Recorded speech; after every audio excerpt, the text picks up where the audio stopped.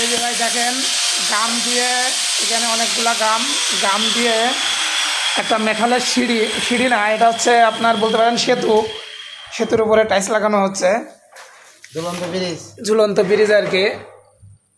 তো এখানে ত্রিপল দেওয়ার কারণে আপনার লাল দেখা যাচ্ছে ত্রিপলের কারণে, কারণ বৃষ্টি হচ্ছে বলে ঢেকে রাখা আর কি। এই যে ডিজাইন করে লাগানো হচ্ছে এই যে গাম দিয়ে লোহার উপরে।